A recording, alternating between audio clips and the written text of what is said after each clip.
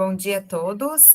Hoje, dia 6 de julho de 2022, estamos iniciando a 37ª reunião da Câmara Temática de Gestão de Perdas de Água e Eficiência Energética. Sejam todos muito bem-vindos. O tema de hoje é eficiência energética. Teremos 2 palestrantes. Na sequência, a gente apresenta a pauta.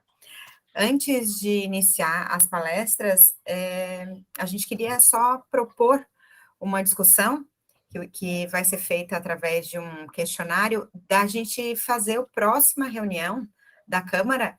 Esta é a segunda, né? Seria a terceira reunião de 2022, presencial. Ela está inicialmente prevista para acontecer em setembro, então a gente precisa, né, se organizar com uma certa antecedência. A ideia é fazer em Florianópolis, né, Andréia? Então, a gente vai colocar, eu vou colocar um link no chat para uma pesquisa com relação à data e com relação à aderência das pessoas participarem presencialmente. Depois a gente vai colocar no grupo de WhatsApp também, né, porque daí tem abrange maior número de pessoas, e daí a ideia é fazer uma reunião um pouco mais extensa, né, com mais palestras, mais temas, aproveitar a oportunidade da gente estarmos todos reunidos, rever os que a gente já conhece, conhecer os que a gente não conhece pessoalmente ainda. Eu acho que seria importante, pelo menos uma esse ano, né? Depois a gente deve ter uma outra finalzinho de novembro, início de dezembro, que daí a gente pode voltar para o formato online, mas a proposta é fazer essa de setembro presencial. Mas aí a gente gostaria de ouvir a opinião de vocês, sugestões, fiquem à vontade para responder. Na sequência, eu já vou colocar no chat. Agora, eu, então, passo a palavra ao John, né, que divide comigo a coordenação da Câmara e que vai fazer as honras da casa nessa reunião. Bom dia, pessoal, tudo bem? Primeiramente, eu gostaria de agradecer a presença de todos, né, e reforçar essa importância da participação para o avanço e para a troca de experiências nos temas abrangidos pela Câmara, né.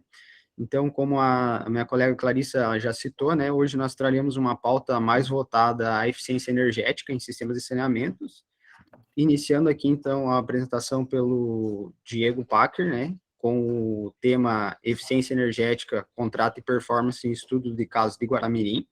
Apresentando brevemente o Diego. O Diego tem formação em Engenharia Civil, uma pós em saneamento com ênfase em água e esgoto, uma pós em custos e também uma pós em gerenciamento de obras. Atualmente, a função do Diego é gerente operacional da EBS. Então, lhe passamos a palavra, Diego. Vocês estão me ouvindo bem, pessoal? Tranquilo, áudio excelente. Primeiro, eu queria agradecer a Clarice e ao John pela abertura, tá? Acho que é super importante para a gente que está no dia a dia poder mostrar os nossos cases, nossos problemas também. Eu começo aqui numa apresentação, uma primeira fase falando sobre os contratos de performance, não só de performance, na verdade, os contratos de uma forma geral, né, que você pode fazer. Mas, assim, o nosso enfoque é a performance mesmo, tá? E depois daí, eu entro num case, esse case é de Guaramirim, mas esse case ele não foi formulado por um processo de performance, tá? Mas daí, com o passar do tempo, eu vou explicar. Deixa eu só compartilhar minha tela aqui.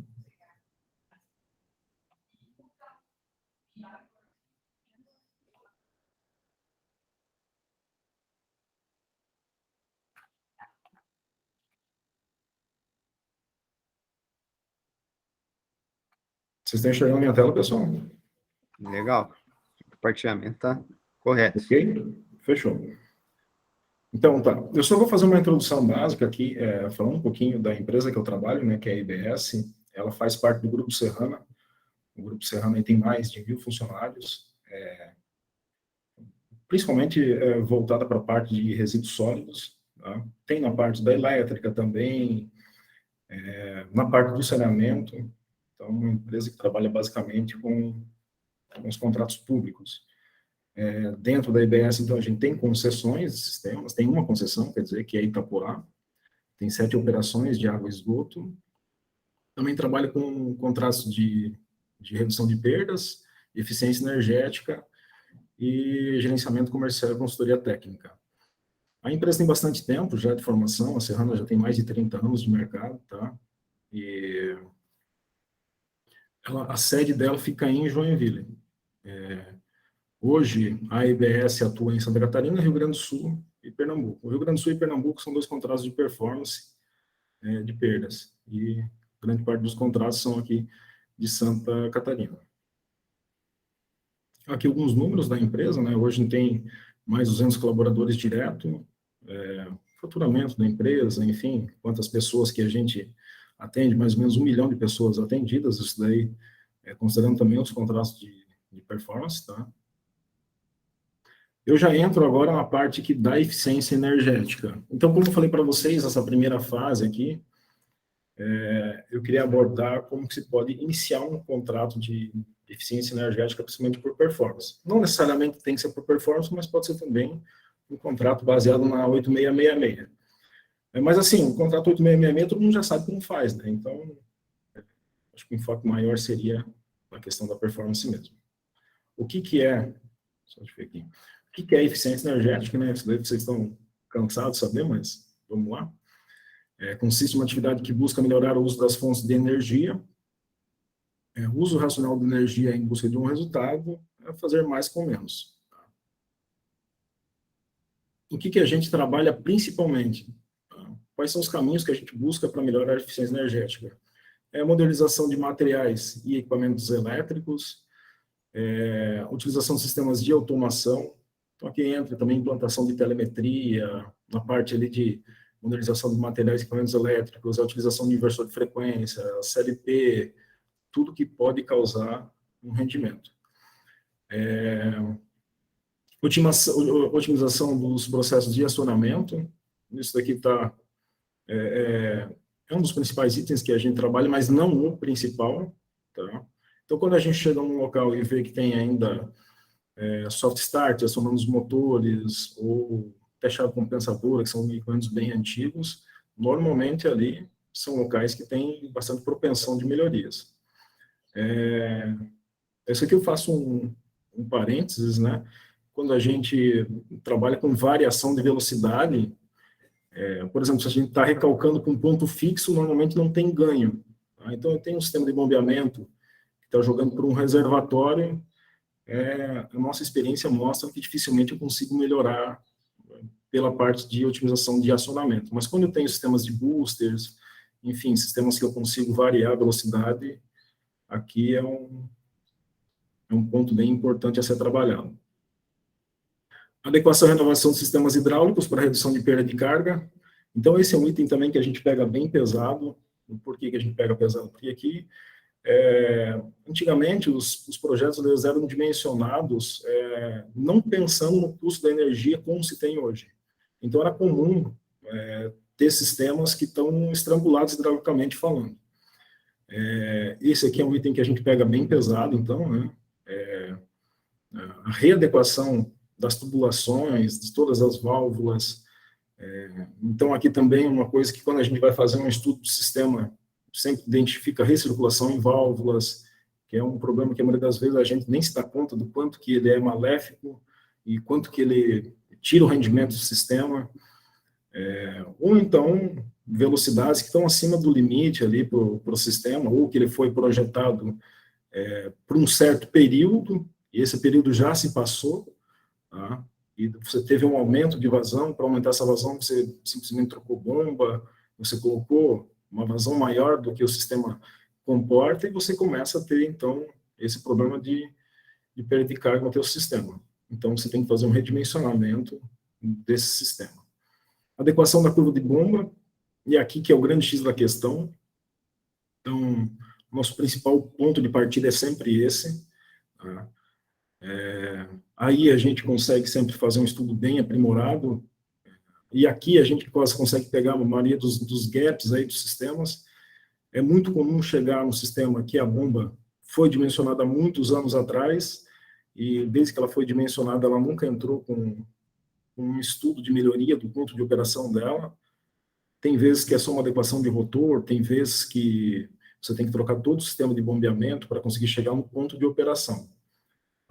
Então, é um item que a gente trabalha. Aqui, deixa eu só tentar ocultar aqui um aviso que está aparecendo. utilização de motores elétricos adequados para os conjuntos motobomba. Então, também, assim, é comum a gente chegar em sistemas e ver que os motores não estão dimensionados para a bomba em si. Tá? Então, a questão ali da bomba do motor está super ou subdimensionado. Tá? Até quando está superdimensionado não é tanto problema assim, porque você com o inversor consegue dar uma regulada, mas ainda você gera uma certa perda nesse sistema. Mas, quando que é o contrário, então, o motor corre na curva, né? Curva da amperagem. E, normalmente, para poder adequar essa curva de amperagem, você estrangula registro. Também é uma coisa comum ainda que acontece, tá? Que a gente pega bastante disso. Então, ali também são pontos que a gente trabalha. Mas dessa lista toda, assim, o principal item é a adequação da curva de bomba para o melhor plano de rendimento. Aí que tem as grandes adequações. Claro que daí quando tem a questão ali de inversores de frequência, que você consegue variar a rotação também, você consegue um bom resultado. Mas quando você coloca tudo isso num pacote, aí você consegue ter o melhor ponto de rendimento do teu sistema. E é isso que a gente busca. Tá? Tem vezes que a gente chega para conseguir entrar nesse melhor ponto de rendimento, isso custa muito dinheiro, porque você tem que praticamente redimensionar todo o sistema. Tem vezes que você, com algumas adequações simples, você consegue já trazer um certo retorno, e por aí vai. Então, se perguntarem assim, mas como a gente faz para saber isso? É só testando. Tá? Você tem que chegar, fazer teste por teste, tem uma sequência de testes para você fazer, e além dos testes também são equipamentos que são instalados para você verificar, mas aqui sempre o nosso ponto de partida é o mesmo, né? Que é o CEN. Né? Quando a gente chega lá e verifica que o CEN, que é o consumo energético normalizado desse sistema, está acima do limiar que a gente considera bom, ele tem que ser estudado. Tá? O CN a gente utiliza sempre ali como uma abordagem inicial, e depois dessa abordagem inicial, então, a gente vai desmembrando para ver aonde que está o problema desse sistema. Tá? Pessoal, se alguém tiver alguma dúvida, como que a gente faz, Clarissa, fica ao final ou faz durante a conversa, como vocês preferem? Diego, fica bem à vontade. Eu gosto que quando as pessoas participam durante a apresentação, acho que fica mais dinâmico, né? Acho que o pessoal que tiver dúvidas pode ir levantando a mão, botando no chat, como preferir. Tá. Daí fica uma coisa mais, né, John? Acho que podemos combinar assim. Eu não consigo ver, se alguém levantar a mão aqui, vocês me avisam. Não, porque aí a minha tela cheia. Eu só o tenho John tá... Pode deixar que nós repassamos daí a Pode pergunta. deixar. É melhor porque já fica naquela dinâmica que está tratando do assunto e já vai no embalo. Isso, Né? pode ser. Perfeito. Tá. Continuando aqui, então. A eficiência energética a gente sabe o que é, então a gente tem que fazer um modelo de negócio. Eu falei para vocês que a gente gosta muito desse modelo da performance, né? Então, o porquê do modelo da performance? Porque ele não vem com um projeto amarrando ali o que você tem que fazer. É o contratado que assume o risco de conseguir chegar no resultado. Então, quando você já pega um projeto que você vê que está, por exemplo, um projeto de um redimensionamento de sistema, quando você começa a executar esse projeto, é muito comum você ver que talvez a bomba que foi selecionada não é adequada para aquele sistema, ou que existiam coisas que você podia fazer, mas que não estão previstas. Isso vai gerar aditivo, enfim. Ou, enfim, você tem que executar aquilo que está previsto ali em projeto. Então, ele amarra bastante. Então, um contrato de performance, ele foi feito justamente para isso, né? Para sistemas que você... já são sistemas existentes, tá? Que são sistemas complexos, digamos assim, tá? E que daí, então, esse risco e toda essa necessidade de melhorias, você passa por contratado. Mas também, um contrato de eficiência energética pode ser feito no modelo tradicional. No modelo tradicional, então, eu tenho ali o 2.1, 2.2, que no caso seria o valor fixo pelos serviços, e as obras são realizadas com a medição após execução, que é o convencional do 8666.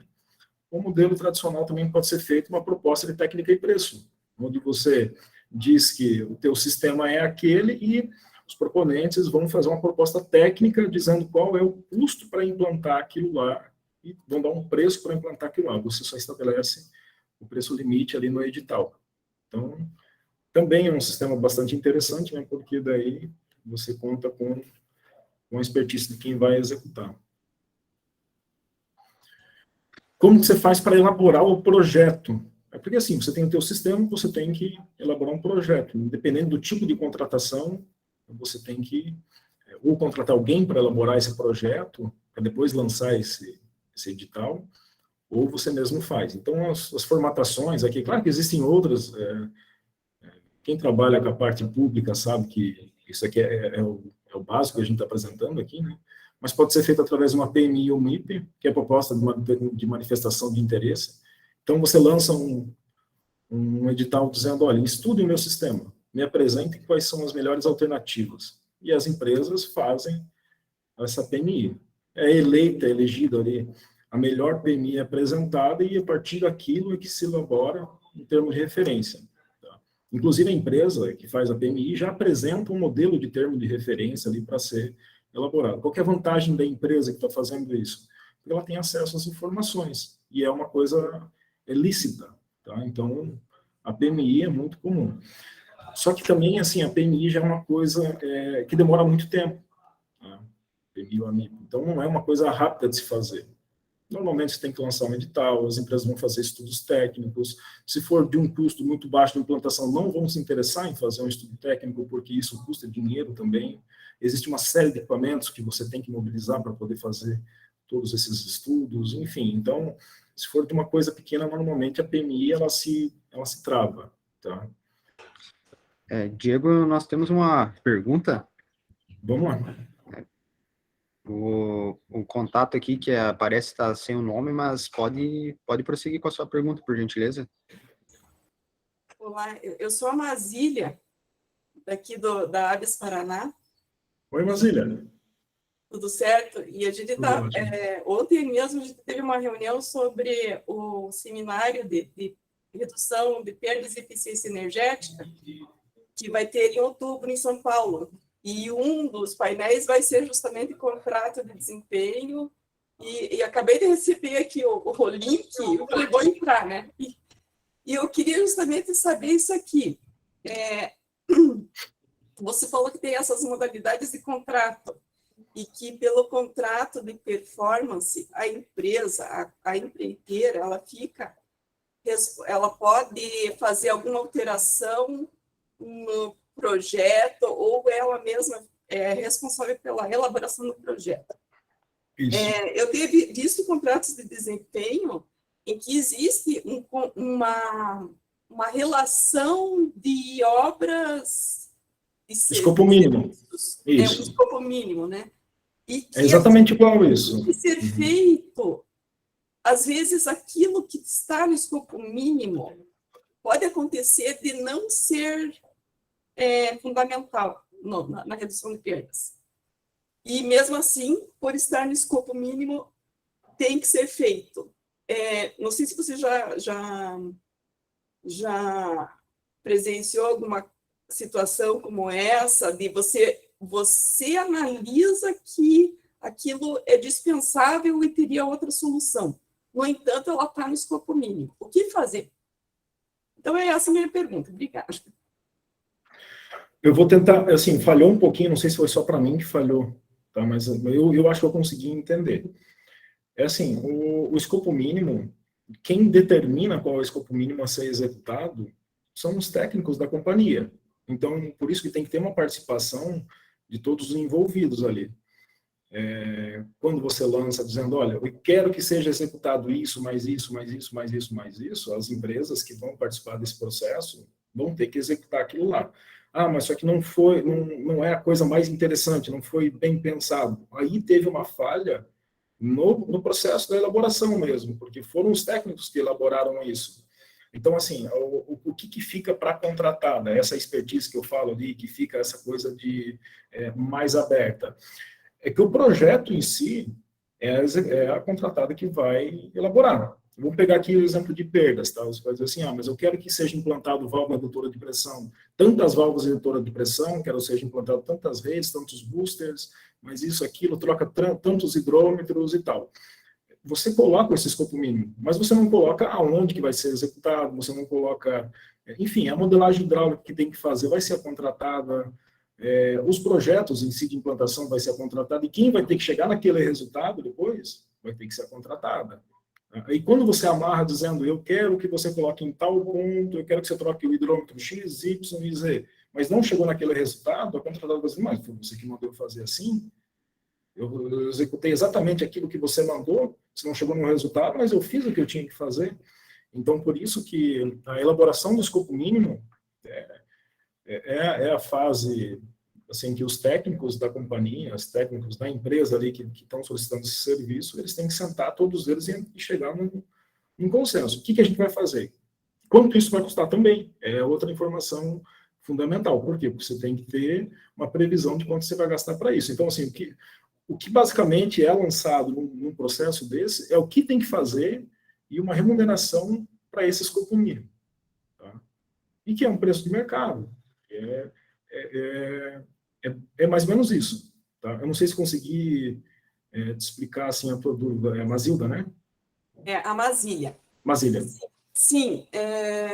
Só em que momento exatamente que acontece essa reunião de técnicos? Na elaboração do edital, tá? No edital... Antes de ser lançado, né? Isso, depois do lançamento, daí não tem o que fazer. É isso? Não, isso. É isso. Então, assim, o que eu estou falando aqui primeiro, essa parte que nesse slide que eu estou agora, assim, a gente vai ter que elaborar um projeto. Tá? É esse projeto aqui que vai estar dizendo, tá, qual vai ser o escopo mínimo. Mas como você vai fazer? Mas hoje eu não tenho corpo técnico para eu lançar esse escopo mínimo. Então, eu posso contratar. Ou eu posso lançar uma PMI. A PMI, a empresa que tem interesse, vai dizer, olha, para esse teu sistema aqui, o certo seria implantar isso, mais aquilo e tal, não sei o que lá, e você pode adotar ou não essas premissas que ele apontou. Então, assim, isso está muito forte na parte de perdas. Poxa, mas eu não tenho um corpo técnico que já lançou um edital de perdas. Como que eu faço? Você pode lançar uma PMI em que as empresas que fazem projetos de performance em perdas vão dizer para você como fazer, e vão dar um modelo de um termo de referência para você aplicar. É a mesma coisa que acontece num processo de uma concessão. Também é feito assim, você também lança lá uma PMI, as empresas, cada uma vai apresentar seu estudo técnico, e daí você vai, o município, enfim, vai escolher qual que é a melhor dessas propostas ali para depois fazer o processo de concessão. Tá? Então, eu posso contribuir um minutinho? Pode. Oi, Mazília, bom dia. A gente, Águas de Joinville, né, Clarissa? A gente lançou esse ano o nosso primeiro de performance, ele está em andamento, né, já foi contratado, e essa questão do escopo mínimo, para nós, é um ponto de vista, né, de Santa Catarina, tá? Foi muito importante porque em tentativas anteriores, quando a gente conversava com o Tribunal de Contas do Estado, existia uma resistência muito grande a contrato de performance, por causa, mas qual que é o valor deste contrato? Você não vai estar pagando mais por algum serviço? Como é que você estabelece? E daí, nesse momento, a gente entendeu que a definição do escopo mínimo é muito importante por isso, para eu criar minha base de valor. Conversando com empresas que têm mais experiência, como a Sabesp, a gente entendeu que pode existir uma flexibilidade. A gente pode ter alterações. O que a gente está fazendo agora é perdas aparentes, então ele fica um pouco mais fácil, porque a quantidade de serviço, papum, não instala aqui, mas instala ali, se compensa, beleza. No de perdas reais, que a gente ainda está formulando, fazendo a modelagem hidráulica e o escopo mínimo, eu acho que isso pode ser um pouco mais complicado. Mas pelo que eu entendi dessa BESP, e que a gente está pensando que vai acontecer, o contratado pode sugerir algumas alterações, vai ser aprovada pela contratante, e esse valor tem que ser substituído. Eu estimei que numa determinada região, serão instaladas 10 VRPs, mas eu acho que a gente consegue fazer com 7, beleza? Então, essas 3 diferenças a gente precisa compensar de outra forma, para manter a segurança do valor do escopo mínimo do que foi contratado. Eu acho que para a gente aí é que foi o pulo do gato, assim, de entender a importância do escopo mínimo, e foi muito discutido. Foram meses de reuniões com a equipe que depois vai fazer gestão do contrato para entender o que realmente precisa ser feito, quantos hidrômetros substituídos, quantas fraudes precisam ser retiradas. A equipe tem que estar muito engajada nesse momento do escopo mínimo. Vale a pena gastar um tempinho, assim. É só uma colocação. Clarissa, obrigado. Tem também a Andréia Mike, eles lançaram, a Casan também lançou agora um contrato de performance, então eu acho que eles vão ter mais capacidade que eu para responder isso daí. Mas, obrigado, Clarissa, você complementou. Acho que a dúvida dela foi sanada. Fechou? Fechou, tá. Eu estou olhando para o lado aqui, pessoal, porque eu abri meu celular aqui, enfim, agora estou tentando acompanhar também ali as perguntas. Vamos ver. Também, então, no caso ali da Argos Joinville, que eu sei, né, a Clarissa foi que elaborou todo o estudo técnico. Então, quando tem um corpo técnico para fazer isso, e a Argos Joinville tem um corpo técnico muito forte, eles elaboram internamente. Mas agora, quando você pega, por exemplo, um SAMAI muito pequeno, que talvez não tenha esse corpo técnico, ele pode fazer uma contratação externa, de quem já tem essa expertise. Então, pode ser ali por uma dispensa de licitação, enfim. Ou então, no caso de um processo convencional, né, pode ser feito também a partir da proposta de técnica e preço, que o estudo daí é gerado a pontuação. Agora eu já estou entrando um pouquinho, então assim, o projeto já foi elaborado, tá? Então, a partir disso daí, você já entra em 3 fases básicas, tá? Todo projeto de performance, digamos assim, ele tem essas 3 fases básicas. Que primeiro ali, então, entra a parte do estudo do sistema, que entra as análises de rendimento, os testes de rendimento, o planejamento, tá? Esses testes de rendimento pode ser feito antes, pode ser feito depois da implantação, pode ser também colocado no escopo mínimo, que a empresa vai ter que fazer todos os testes e depois acompanhar antes, depois da melhoria implantada. Vamos supor que você não tem macro medição no teu sistema, vamos supor que você não tem ali uma medição individualizada de energia, agora eu já estou jogando aqui para eficiência energética, que a gente sempre precisa comparar quilowatt por metro cúbico. Então, se você não tem esses 2 itens, você pode dizer que na parte de implantação do escopo mínimo obrigatório, é de responsabilidade da empresa também instalar esses equipamentos e medir esses dados durante um certo período para depois, para fazer uma linha de base e depois de comparar antes e depois. Então, nem sempre, você não tem essas informações, isso também não é necessário para você elaborar um projeto desse porte. Você pode solicitar para que seja feito uma segunda fase, tá? Na primeira fase de implantação do sistema, tá? Depois, fase de execução das obras, então, melhorias elétricas, hidráulicas, adequações estruturais, tudo aquilo que é necessário fazer para você chegar no rendimento. E eu acho que essa aqui é a principal fase daí, que é o resultado.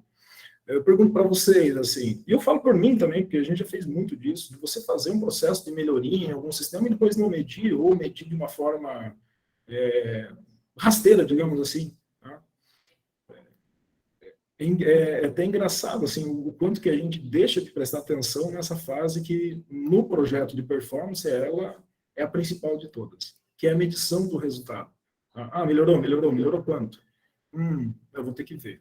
Então, no processo de performance, isso é o item básico. Assim, você tem que comparar antes e depois, você tem que garantir essa redução apresentada, essa redução proposta, porque senão você não vai receber o valor combinado. É basicamente isso. Então, isso daí é uma coisa que fica muito latente nesse tipo de contrato. Tá? Quando você coloca ações pontuais, então, assim, você não faz a medição, você não sabe exatamente o que trouxe a melhoria. Já num processo de performance desse, você tem que... Até a empresa que vai executar esse tipo de processo, ela tem que saber aonde está o ganho de cada coisa, ela tem que saber aonde ela vai trabalhar, porque o risco é muito grande para a contratada também. Assim, eu falo agora já no lado aqui da empresa que executa esse tipo de processo. Então, a gente só vai naquilo que a gente tem garantia. você pediu, quero 10% de economia. Se eu não garantir que eu vou dar 10% de economia, eu não vou entrar no negócio. Tá? Porque ali está sempre o lucro. Se eu não atingir aquele percentual de redução, eu já executei meu escopo mínimo, beleza, mas depois se eu não atingir o percentual de redução que eu tinha que atingir, eu não vou ganhar dinheiro. Então, assim, eu tenho que ter certeza daquilo que eu vou fazer. Outra vantagem dos contratos de performance é isso, né? Porque você acaba pegando empresas que já têm bastante know-how. Assim, por duas questões, né? Primeiro, porque ninguém se aventura em investir muito dinheiro, que normalmente esses contratos são caros, tá? Você vai desembolsar muita grana de começo, e se você não atingir esse resultado, você simplesmente não vai receber. Então, assim, ninguém é louco o suficiente para isso, tá? E a segunda coisa é que para poder investir tanta grana antecipadamente, essa questão de busca de um financiamento, de busca desse dinheiro, também já não fica mais a cargo da contratada, da contratante, e sim da contratada. Então, nos contratos de eficiência energética, o que a gente tenta fazer? Tenta fazer entrar numa performance pura. O que é a performance pura? Mais ou menos o que a Clarissa fez em Joinville, na parte da micromedição. E que é um contrato que se paga. Então, a economia que ele traz acaba conseguindo fazer esse retorno, consegue fazer pagar o contrato. Tá? Então, em momento nenhum, a contratante precisa desembolsar valores que não tem em caixa. É uma grande vantagem também. Perdas reais não é assim. Perdas reais você gasta dinheiro, você sempre tem que desembolsar, não existe milagre. Não adianta alguém querer dizer, mas eu vou conseguir fazer um sistema de implantação de DMC, disso, daquilo, porque não adianta. A pessoa até hoje nunca vi um contrato de perdas reais que se pagasse. Mas as vantagens são absurdas. Na eficiência energética, quando a gente coloca entrada no mercado livre de energia, a eficiência energética é muito parecida com perdas, tá? Quando você coloca só a melhoria do equipamento hidráulico em si, em questão, normalmente ele não se paga. Mas quando você também coloca a questão da entrada no mercado livre de energia, aí o contrato consegue gerar caixa para ele sozinho se pagar. Tá? Então, isso daí também é o que a gente tem estudado ultimamente, assim, tem se mostrado bastante viável. É importante isso, né? Porque, assim, você tem um sistema, você diz para a empresa que ela tem que fazer todo esse procedimento de entrada no mercado livre de energia, tem que fazer as melhorias operacionais necessárias e não te causa um desembolso financeiro. Então, isso daí é bem legal. Aqui no estudo do sistema ainda, tá? Eu entro aqui com o que tem que ser feito, né? Quando a gente vai estudar um sistema, a gente tem que fazer, primeiro, a baseline, que é a linha de base ali, você saber qual é a vazão, pressão, consumo de energia desses pontos, desses sistemas de bombeamento. Quando a gente fala em eficiência energética, é sistema de bombeamento, tá? Então, a gente precisa desses dados aqui, vazão, pressão e consumo de energia. Também precisa saber das condições operacionais desse sistema. Depois, daí entra a fase de elaboração dos projetos. Então, entra projetos elétricos, hidráulicos, civis, faz o levantamento dos custos de tudo isso. Aí, a gente faz a modelagem financeira com TIR, payback, TPL, e depois a gente determina o modelo de negócio. Mas como assim determina o modelo de negócio? Porque nem sempre o contrato se paga sozinho. Por exemplo, se ele já está no mercado livre de energia, não tem alguma coisa que vai trazer dinheiro para o negócio, aqui que a gente determina como que vai ser a determinação do modelo de negócio, que determina se vai ser uma licitação via 8666, ou se vai ser convencional, eu digo, né? Ou se vai ser um contrato de performance, enfim, quanto você vai gastar para isso. A partir desse momento aqui você já sabe quanto custa, quanto vai te dar de retorno e o que você pode fazer para implantar esse teu contrato. Né? Assim, a nossa prática, como a gente tem encarado isso? Então, tem lugares que a gente chega e você já tem todas essas informações de pronto, tá? Tem lugares que o consumo de energia, por exemplo, tem um transformador geral lá que abastece ETA, abastece captação, vários outros pontos, mas o nosso foco é só o sistema de bombeamento. Então, assim, você tem que primeiro instalar esses equipamentos de medição dos motores em si, você tem que testar motor por motor, você tem que saber a vazão desse motor, enfim, dessa bomba, quer dizer, né? Então, aí são várias fases, cada coisa dessa que eu falei ali, são várias fases de testes, de verificações em loco que tem que ser feitas e que você vai gerando daí esses dados. Gerou todos os dados, você sabe mais ou menos aonde você quer chegar, tá? Você sabe que, assim, a gente pretende gerar uma economia de tanto, baseada no quê? Baseado na ineficiência do sistema atual versus a eficiência do sistema operando de uma forma correta. Então, eu vejo que essa bomba hoje está operando ali com 40%, bomba não, o sistema está operando com 40% de rendimento, mas eu sei que ele poderia chegar a 75%. De 40% para 75%, eu tenho um gap de 25%. Então, eu busco esses 25%. Busco como? Fazer uma readequação do sistema. Então, eu vejo que se eu trocar as tubulações, se eu trocar toda a parte da infraestrutura desse sistema, talvez uma reanálise de concepção mesmo do sistema, talvez um sistema que está bombeando em cascata, talvez eu consiga aprimorar isso daí, enfim. Aí entra toda a parte ali dos projetos que vão ser necessários para redimensionar esse sistema. Para chegar nesse item que para a gente ali é fundamental, que é o sistema funcionando no melhor CN possível. Então, a gente sempre parte desse ponto. Como que a medição do contrato de performance, né, ele sempre se baseia em quilowatt por metro cúbico, ou também pode ser quilowatt-hora, mas não é interessante, né? Interessante é sempre comparar um dado que seja confiável, esse dado tem que ser auditado, tá? Então, quilowatt por metro cúbico ele não te deixa mentir. Isso daí é um dado que, se acaso você teve oscilação de produção, você produziu mais durante um mês e tal, então isso daí você não é bom para a contratada usar esse indicador, porque ele, independente da variação do consumo, de produção e tudo mais, ele consegue medir o rendimento do sistema. A parte de remuneração pode ser por performance pura, pode ser reais por quilowatt acima do valor de mercado, isso daqui, então, no caso, não tem um payback necessário ali. Um contrato de performance ele tem que se implantar em 5 anos. Poxa, mas eu quero só mudar as bombas. Essas bombas ali estão consumindo tantos quilowatt por metro cúbico. Então, assim, eu posso dizer que aquele quilowatt está custando hoje, o preço do mercado, 55 centavos de quilowatt. Não, mas para mim remunerar essa contratada, eu posso dizer que eu pago para ela R$1. É como é feito em perdas reais. Tá? Perdas reais, então, um metro cúbico economizado, né? Então, também a mesma coisa pode ser feita aqui para a parte da eficiência energética. E a remuneração também, eu coloco que o mercado livre de energia é uma boa ferramenta para poder gerar um caixa. Então, entrar no mercado livre de energia, ele te possibilita uma redução no custo que você tem atualmente, e essa redução pode ser usada, então, para fazer essas melhorias necessárias. Aqui alguns cases que a gente tem, então, em sistemas de bombeamento que a gente substitui, tem a parte aqui de PIG, mas a gente tem bastante, aqui eu só trouxe 2 fotos, mas a gente tem bastante cases aí de vários sistemas de bombeamento.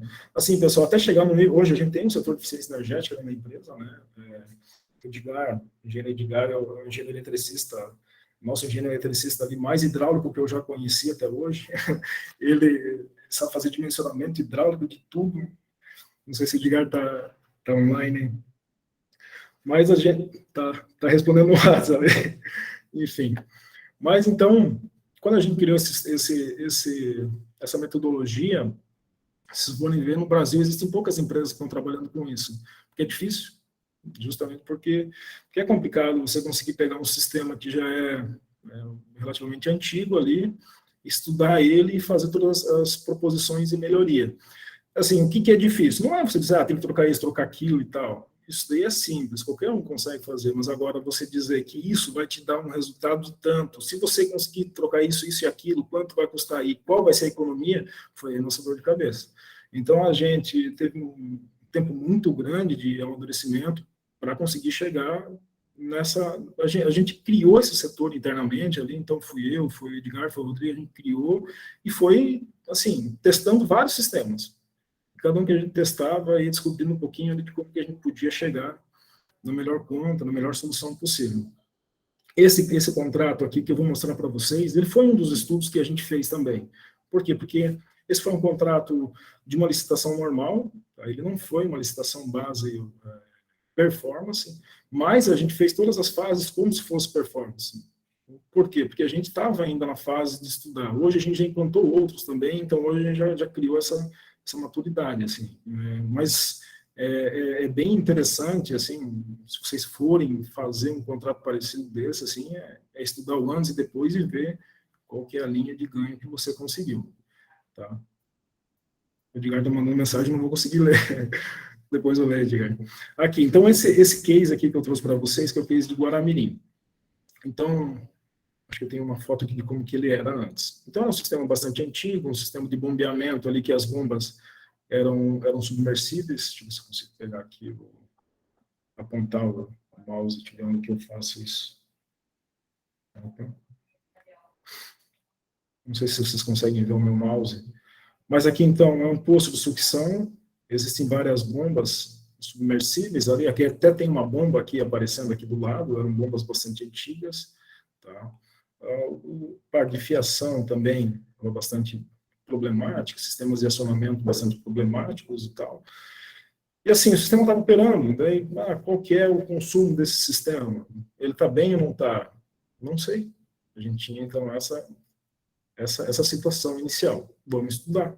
Então, vamos ver de onde a gente consegue chegar nesse sistema. Tá? Então, aqui começaram a fase de elaboração dos projetos. Então, aqui, essa casinha aqui que foi feita foram os novos painéis que entraram aqui com os inversores de frequência.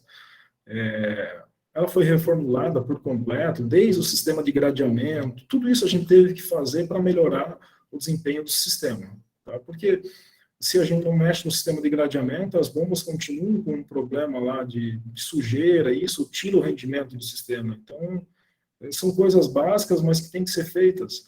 Aqui, depois, para poder fazer a manutenção desse sistema, a gente teve que trocar os registros. Então, aqui está o rio. Não sei se vocês conseguem ver no mouse. Como que eu faço para puxar aquele cursorzinho de apontar? Acho que é aqui. Ah, está aqui, achei. Caneta. Então, aqui passa o rio, tá? Então, entra por aqui. Aqui foi a primeira coisa que a gente teve que fazer, né? Trocar todos esses registros para fazer manutenção. Trocou esses registros aqui, porque aqui o rio vai subindo, né? Então, de acordo com o nível do rio, se ele está mais alto, fecha esses registros aqui de baixo, aqui daí abre esse, por aí vai. Aqui tem outro, a gente teve que substituir tudo isso. O sistema, ele estava operando, então, assim, a gente tinha que trocar uma bomba e tentar deixar o resto operando, sempre acontecendo isso de madrugada, para trocar bomba aqui, tinha que fechar todo o sistema, então é bastante complexo você conseguir fazer isso numa captação já existente e operando uma captação que as bombas são todas submersíveis. Aqui teve redimensionamento do barrilete, redimensionamento das bombas, essas bombas aqui a gente conseguiu chegar até 81% de rendimento, para a bomba submersível é bastante. Então, aqui, numa concepção original desse projeto, aqui as bombas eram verticais, tipo turbina, não dava acesso para a manutenção dessas bombas, então a gente teve que quebrar toda essa laje aqui também, para permitir acesso. Enfim, a gente redesenhou esse sistema. Então, criou escada aqui também para acesso. Aqui como ele era, né? Então, os painéis elétricos, desde o transformador, tudo foi trocado, tudo novo, não tinha como aproveitar nada do que era existente. Tá? Aqui, então, também a gente fez uma reforma estrutural básica, digamos assim, tá? Só algumas coisas pontuais. E os painéis elétricos que viviam falhando, viviam dando problema, todas elas com soft starter, enfim. Então, aqui é uma vista de lado, também aqui foi a substituição das bombas, tá? Redimensionamento dos barriletes, troca de todas as válvulas de retenção, que aqui também estava um problema de recirculação, então a gente colocou as válvulas adequadas para esse sistema. O sistema de gradeamento também foi justamente para isso, porque a gente mexia em válvula de retenção e o sistema de gradeamento não era tão fino quanto necessário, então a gente teve que depois substituir de novo as válvulas para chegar no rendimento que a gente queria. No primeiro momento a gente usou as válvulas de fechamento rápido, essas válvulas travavam, por mais que a gente tivesse um gradeamento muito bom aqui, ainda estava dando recirculação, então a gente substituiu elas para chegar onde a gente queria chegar. Tá. Aqui, durante já a implantação, falei para vocês aqui, isso aqui é só na captação. Também a gente mexeu na ETA, no sistema de bombeamento. Então, aqui foi redimensionado todas as tubulações, tá? As válvulas foram substituídas. Essas aqui que falei para vocês que depois a gente teve que trocar de novo, tá? Porque elas não estavam atendendo o que a gente precisava. As de fechamento rápido estavam dando recirculação. Então, aqui a gente já tinha quebrado a laje, já tinha feito todo esse sistema. Adequou o barrilete para a menor perda de carga possível. Readequação de todas as bombas.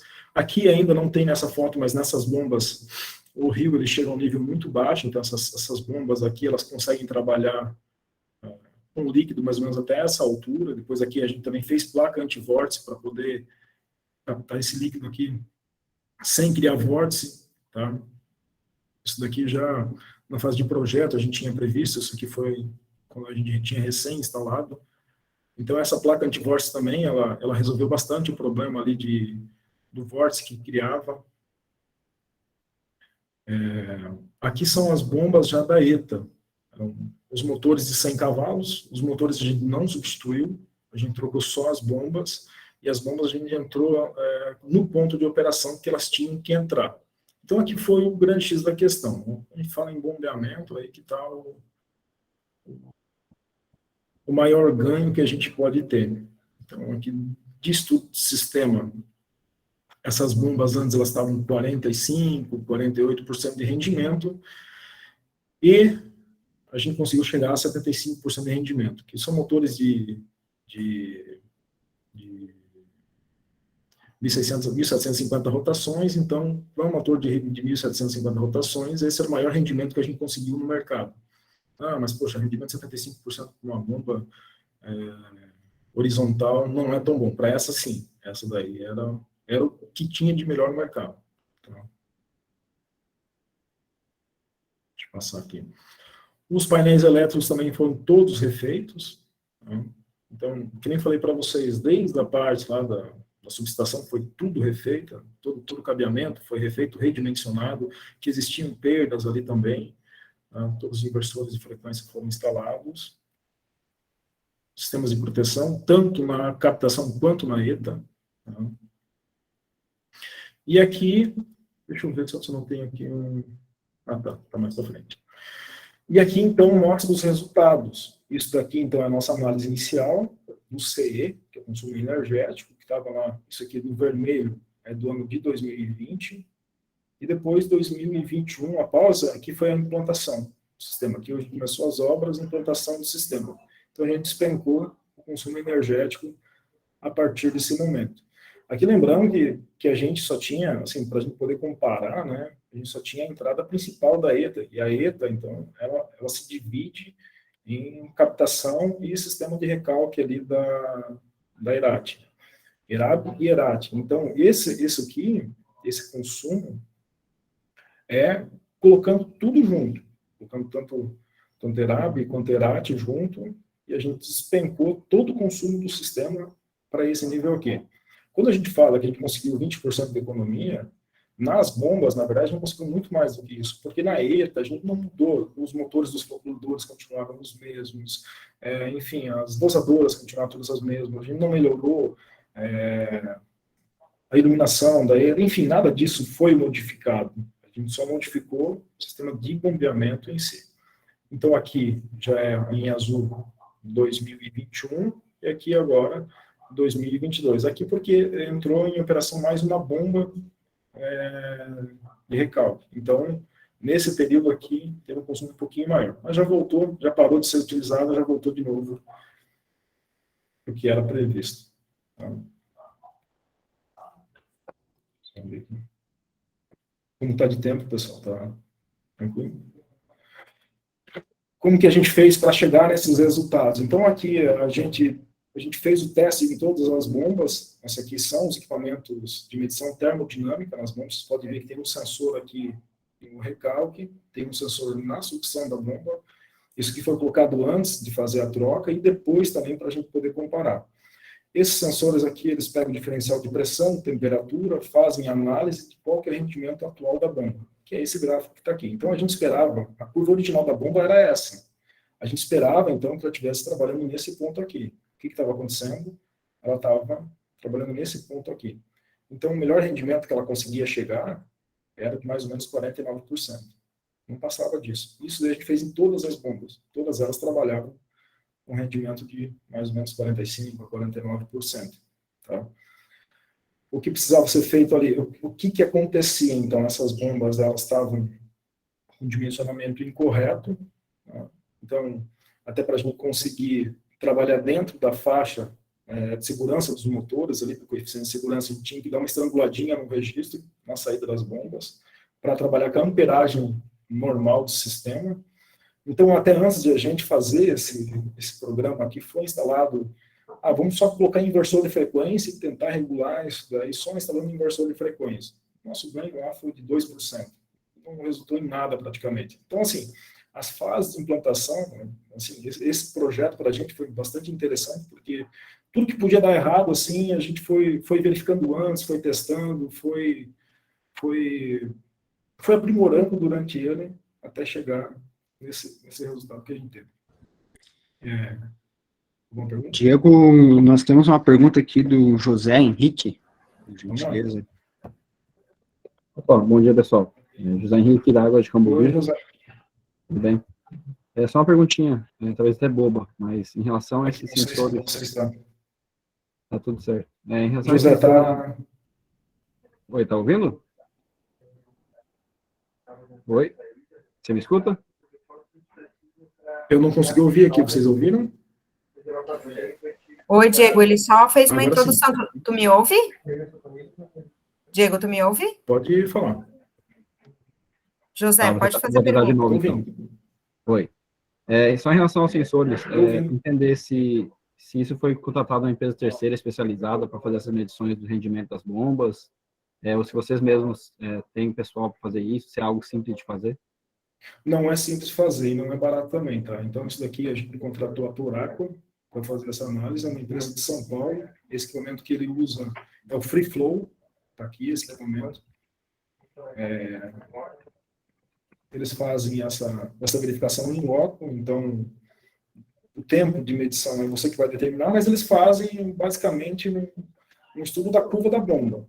Eles fecham o registro, shoot-off apresentou tanto, vai abrindo o registro, tantas voltas, apresenta tanto, pressão de tanto, a bomba não entrou nesse resultado.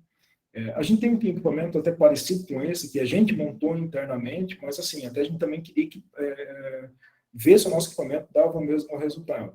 Tá? Esse Free Flow aqui, assim, eu confesso para vocês que é fantástico o negócio. Tá? Eu acho que hoje deve estar em mais de, eu não sei quanto que, o Edgar pode me ajudar, eles falaram na época quanto custava para comprar esse equipamento, a gente não quis adquirir porque era um valor bastante alto, eu acredito que é mais de 300 mil reais. Tá? Estão perguntando ali, além da Toraco, quem faz esse, assim, a gente contratou, foi a Toraco ou a Edgar? Se o Edgar consegue me ajudar aqui, porque quem foi que contratou eles foi o Edgar. Edgar, você está online? Deixa eu ver aqui.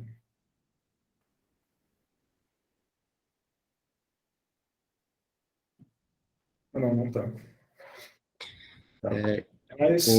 Só até auxiliando, Diego, aqui no chat, o representante da Toraco, ele disponibilizou o contato aqui, acredito que foi essa mesma empresa que executou ali. A gente fez cotação com duas empresas ali, mas eu acho que foram eles, tá? Eu não lembro bem certo. Quem contratou eles foi o nosso engenheiro eletricista mais branco do Brasil, foi o Edgar, tá? Mas, enfim. Então, esse equipamento aqui é fantástico para análise. Tá? Nas bombas de sucção, nas bombas ali da captação, que são bombas submersíveis, a gente não conseguiu instalar o equipamento, tá? Porque ela suga demais, o fornecedor não quis colocar elas ali, dizendo que poderia perder o equipamento, já tinha perdido vários equipamentos assim, porque é um sensor que você coloca, né, e esse sensor pode ser sugado pelo conjunto, então a gente não conseguiu fazer esse teste, só conseguiu fazer nas bombas horizontais. Então aqui ele já vai te mostrar se o problema é é a bomba, ou se o problema é o sistema. Isso a gente consegue ter também vendo lá os gráficos do CN, do consumo energético normalizado. Mas assim, aqui então, com esse teste, você realmente bate o martelo para saber onde está o problema. Você conseguiu instalar, aqui já então no segundo momento, né, que a gente já instalou a bomba, seria a bomba nova, todas elas chegou no rendimento que a gente tinha que chegar. Então, bateu exatamente com o que estava prevendo a curva de instalação dela. Diego, só uma pergunta, por gentileza. Ali nos gráficos eu não consigo enxergar os eixos ali e as grandezas, né? Esse gráfico, ele demonstra somente o rendimento mecânico do conjunto ou é o rendimento resultado final já, elétrico e mecânico junto? Se o pessoal da Toraco tá aí, cara, eles são ninja nesse negócio, eles vão saber responder muito melhor que eu. Mas assim, é a eficiência hidráulica do conjunto motor de bomba, então ele vai te dar esse rendimento. Está prevendo lá que vai dar um rendimento de 75%, você tem que buscar esse 75%. Aqui a gente chegou, se eu não me engano, a 78% de rendimento. No próximo slide tem explicando certinho ali até onde que a gente conseguiu chegar. Mas bateu exatamente o que estava previsto na curva. Eu acho que é um dos únicos equipamentos que consegue medir com precisão isso daí. Não tem nada que consiga trazer esse resultado, que não seja esse. Ô Diego, Vamos lá. me permite, eu sou o Luiz, o executivo de venda da Toraco. Hoje a gente já está numa fase de medir todos os conjuntos simultaneamente, Luiz, tá?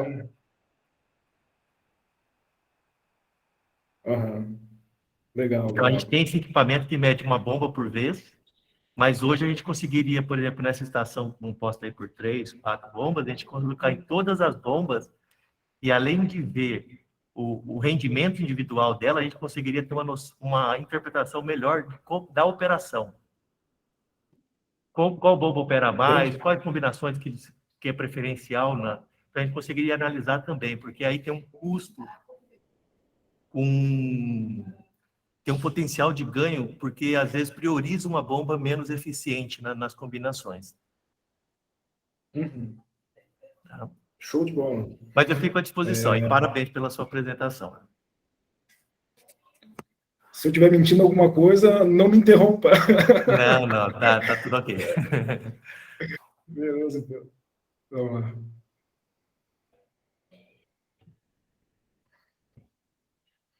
Então, aqui o que a gente conseguiu, né, os resultados após os 6 meses de implantação, a gente conseguiu uma redução ali, a gente conseguiu aumentar o volume de bombeamento, por quê? Porque a bomba entrou no ponto de operação. A partir do momento que ela entra no ponto de operação, a gente conseguiu, então, uma melhoria no sistema de bombeamento. Tá? Conseguiu aumentar a disponibilidade do sistema. Então, a gente teve uma redução média do CE de 24%. Então, a redução do valor ali, reais por metro cúbico, deu 22% após esses 6 meses.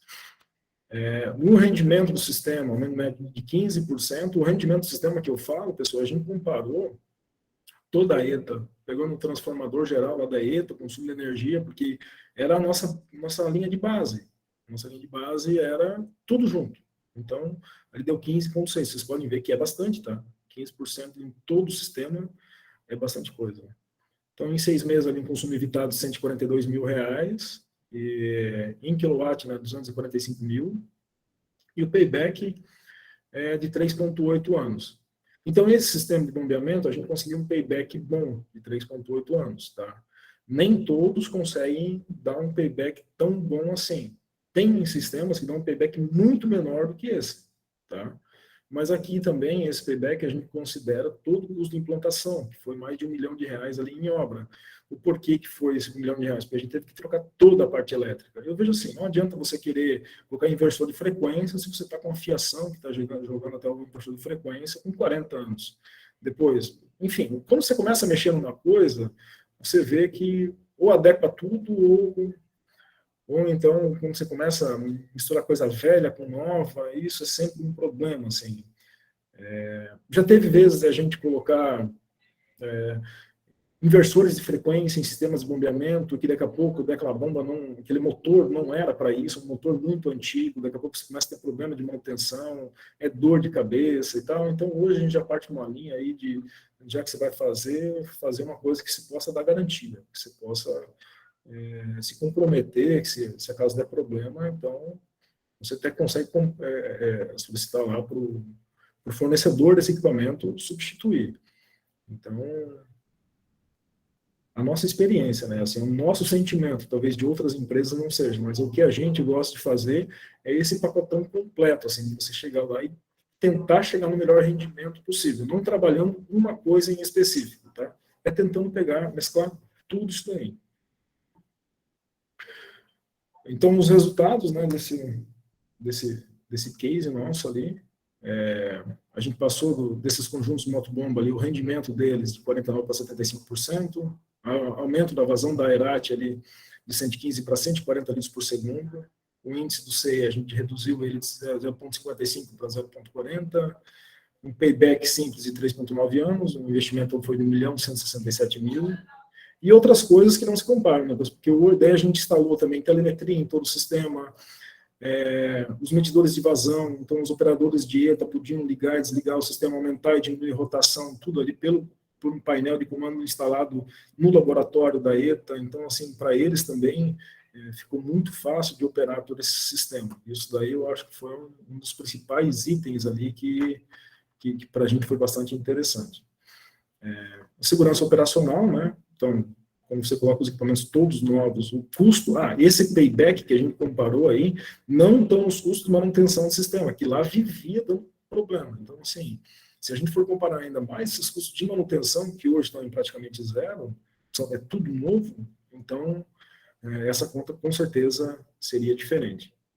E também ali a questão de postergação de investimentos, porque quando a gente conseguiu aumentar a vazão do sistema, então a necessidade lá de aumentar ou fazer melhoria em ETA ou captação, qualquer coisa parecida, você elimina, né? Então a gente só com... É muito parecido com perdas, né? Muito parecido com perdas. Então você reduz perdas, acaba que você também consegue postergar investimento, porque você consegue ter uma sobrevida, né? Mas o nosso case, o que a gente queria mostrar era isso, assim, até se vocês quiserem depois, eu posso mandar um pouquinho mais ali sobre, ou talvez até o José, né, da Vodacor, pode talvez mandar mais informações, assim, mas eu acho que isso ali foi um grande diferencial, assim, foi bem bom a gente conseguir comparar isso daí. O Diego, com licença, nós estamos com o nosso horário um pouquinho apertado aqui, mas eu vou encaixar mais uma perguntinha para ti aí, por favor. A Contato Águas Salutares, ela pede se chegar a alterar alguma coisa no dimensionamento hidráulico do barrilete, por exemplo, fazer alguma limpeza para redução de perda de carga, ou foi aumentado o diâmetro, né, para reduzir a pressão manométrica de trabalho da bomba. Essa é a pergunta dela. Foi. A gente teve que, assim, as válvulas que estavam, a gente tem que trocar todas as válvulas, tirar todas as recirculações que tinham. Como a gente faz no teste isso daí? Liga a bomba, faz a curva de operação da bomba, verifica se tem recirculação em algum ponto ou não, troca tudo aquilo que tem que ser trocado. E o sistema as adutoras ali, o sistema os barriletes, a gente teve que substituir também. Então, foi um conjunto completo. A gente não mexeu só em bomba, não mexeu só em motor, não mexeu só em painel elétrico, foi tudo ao mesmo tempo, assim. Por isso que foi um resultado relativamente grande, assim.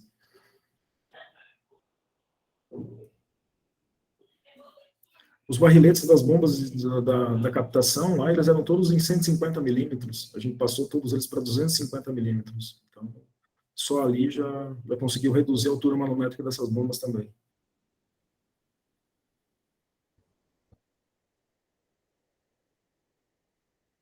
Legal. No momento de perguntas era isso, né? Fechou, então. Obrigado, viu, pessoal? Depois eu fico à disposição. Então, tá bom.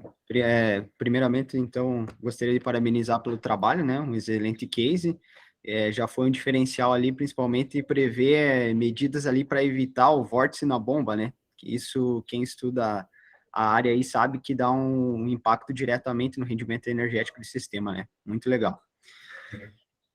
Então, obrigado pela apresentação, Diego, pelo compartilhamento aí do assunto, né?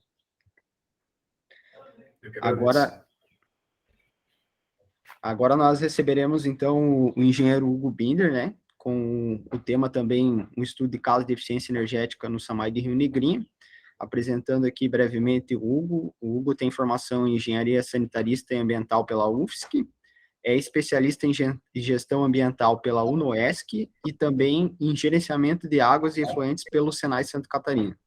Atualmente, o Hugo atua como engenheiro sanitarista do SAMAI de Rio Negrinho e também é membro da Câmara Temática de Perdas da Aves desde 2017. Então, Hugo, passamos a palavra para ti.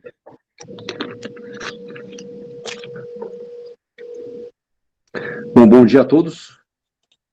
É um prazer, uma satisfação estar falando aqui para os colegas. É um grupo tão seleto, tem colegas de faculdade, colegas de trabalho aqui. E estamos aí, não sei se a gente pode já se direcionar para a apresentação. Sim, Hugo, à vontade. Vamos tentar fazer a apresentação aqui, então. Eu nunca fiz migração de apresentação aqui, não sei, vou me perder um pouco aqui. Ali nos menus abaixo tem o quarto item ali é o compartilhamento de tela. Sim. Abaixo ali, né? Aí eu já confirmo para ti se tá projetando a tua tela aqui.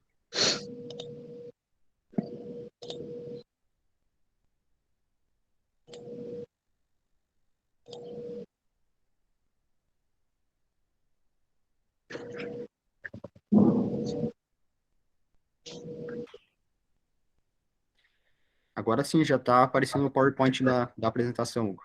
Já está aparecendo? Sim. Está em tela inteira, não? Não, ainda não está em tela inteira, não.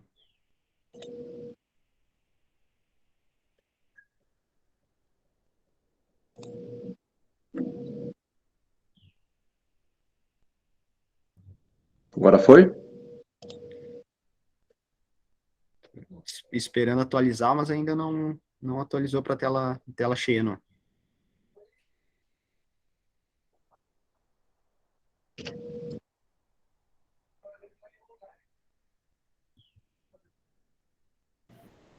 Hugo, se você está usando duas telas, talvez tenha que tirar o cabo ali para você poder... Não, uma tela só. Uma tela só.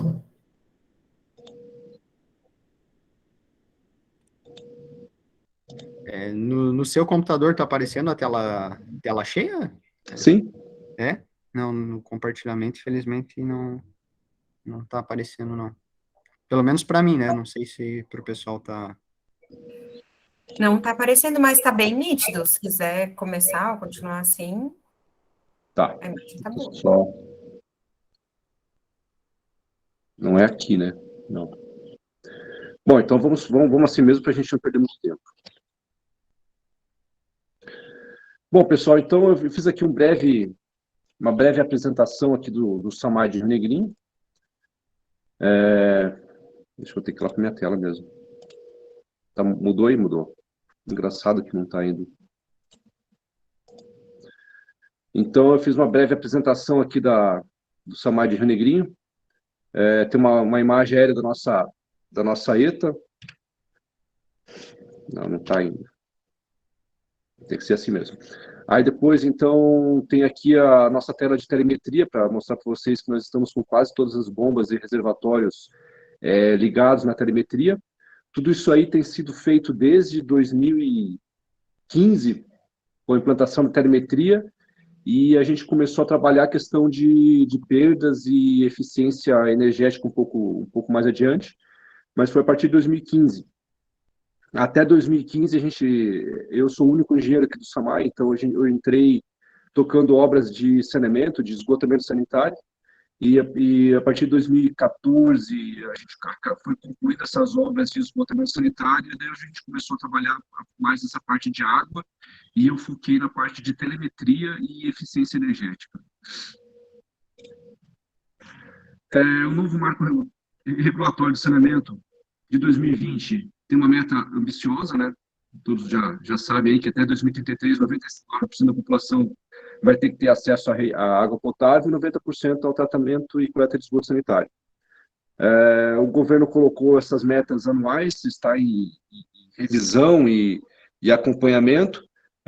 Eu coloquei aqui que em 2019 foram gastos investimentos federais 15 bilhões, e o mesmo governo fala que é necessário 700 bilhões para chegar nesses índices de atendimento aqui.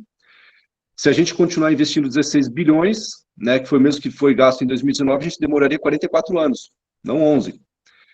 E para cumprir essas metas até 2033, a gente precisaria gastar 64 bilhões por ano, né, ou seja, aumentar os investimentos aí em 6 vezes. Né? Então, são metas ambiciosas que o governo colocou.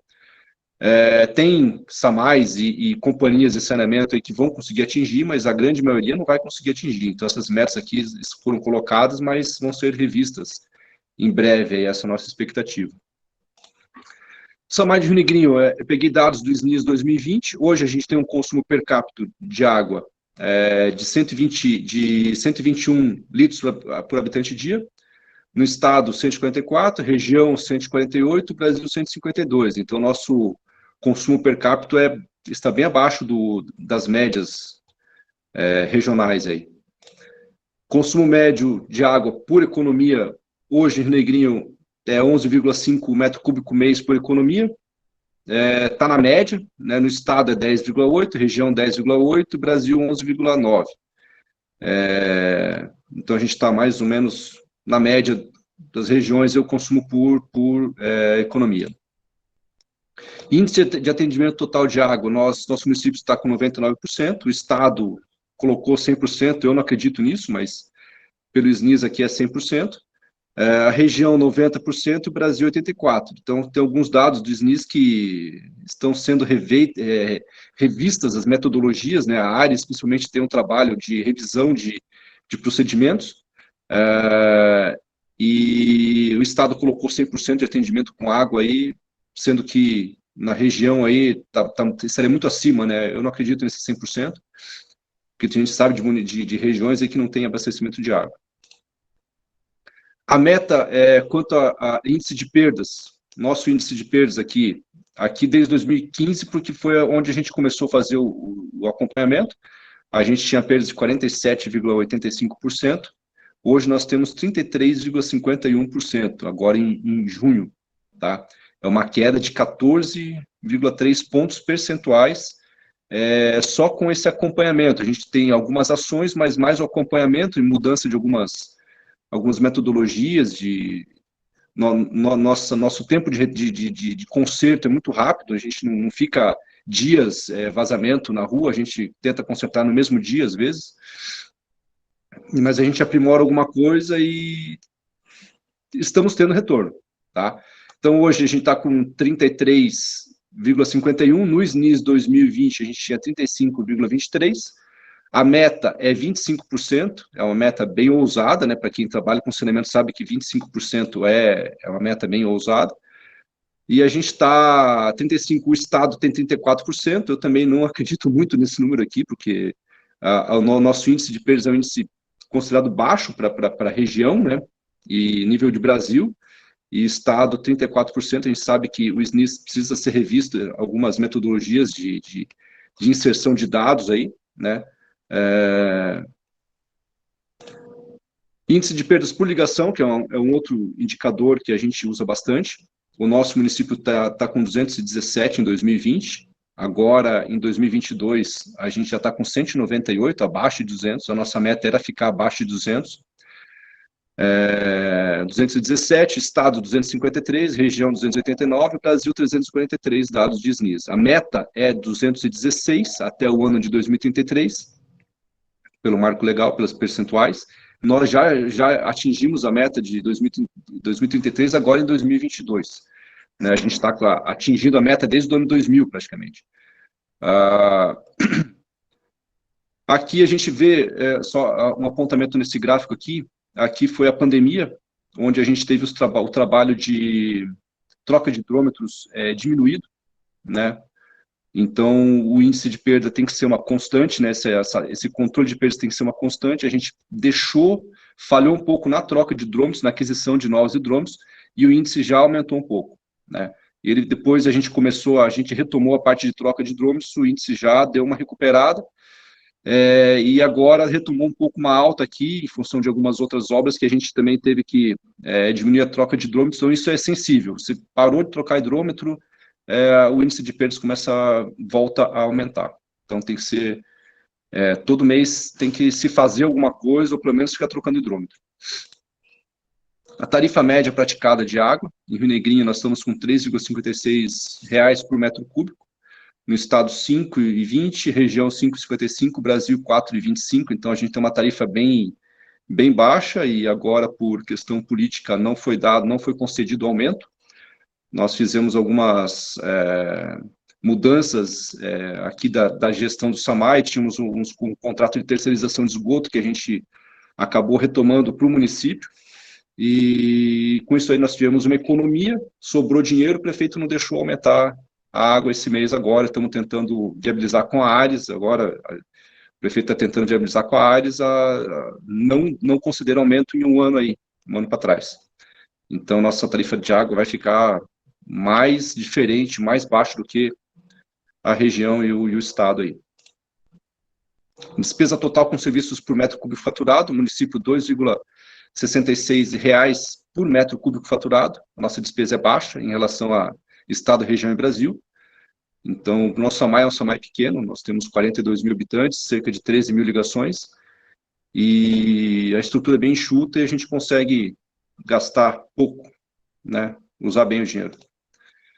Índice de coleta de esgoto, só vou tocar aqui no assunto, né, a meta do marco legal 90%, no SNIS 2020 a gente estava com 65%, agora em 2022 a gente já aumentou essa parte de ligações, então nós já temos um índice um pouco melhor, 90% a gente só vai conseguir, de repente, sem muitos investimentos, se bem que nós temos 11 anos, e também essa inserção de dados do marco legal aqui, daqui a pouco vai se poder colocar fossas sépticas como tratamento de esgoto, né, coleta e tratamento de esgoto, fossa séptica individual, então tem ainda muita coisa para a gente observar e tá aprimorando nessa parte do marco legal, mas a nossa ideia é chegar bem perto desse índice aqui, até 2033, assim, se a gente não conseguir alcançar. E agora o assunto aqui da apresentação são as obras que foram feitas aqui em 2020, 2021, no sistema de abastecimento. O escopo, foi feita uma licitação, o escopo dessa licitação é ampliação da capacidade de tratamento de água de 120 litros por segundo para 150 litros por segundo, tá? Na ETA, com a construção de um novo floculador hidráulico, reforma dos 4 floculadores atuais, troca das placas dos 3 decantadores que nós temos, construção de 2 novos filtros, construção de tanque de equalização de lodo, execução de passagem de nível em linha férrea para as adutoras, tanto de água bruta quanto de água tratada, instalação de novos painéis de comando para a casa de bomba principal da ETA, né, que sai da ETA, troca do sistema adutor, com aquisição de 4 conjuntos motobombas, execução de nova linha de recalque de água bruta, instalação de nova bomba de captação, uma submersa, e instalação de novos painéis de comando. Então, o investimento total da obra foi 3,3 milhões. Na parte elétrica e de eficiência energética, foi cerca de 600 mil reais, que foi 250 mil de bombas e 350 mil de toda a parte elétrica, de painéis e fiação, né, que nem o Packer falou ali, que não adianta só trocar bomba, não adianta só trocar motor e ficar com os cabos antigos, né, nós trocamos toda a parte de fiação também elétrica, a linha dos painéis que alimenta as bombas. Então, esse aqui são os nossos painéis novos, todos com inversor de frequência. Os painéis antigos eram feitos ligação direta, nem soft start tinha. Então, a gente esperava que com a instalação desse novos painéis, que ia com certeza ter um retorno muito bom no consumo de energia e na operação e na segurança, né? Principalmente na segurança, porque a gente tinha painel que dava até medo de abrir e a gente estava sujeito a ter algum problema elétrico a qualquer momento. E é o que aconteceu, né? Eu vou falar com vocês ali depois. Então, aqui nós temos a troca das bombas. Os conjuntos antigos aqui eram ano 98. Nós tínhamos 4 conjuntos antigos aqui. Aqui nós temos 2 para uma linha que a gente chama de ERAT 1 e aqui para ERAT 2, tá? Então, são 2 conjuntos, 2 bombas, 2 conjuntos motobomba cada, 2 linhas de adutora de água tratada. Nós tínhamos motor VEG 75CV, bomba KSB, já era uma bomba KSB, 230 metros cúbicos hora, 45 MCA, uma linha.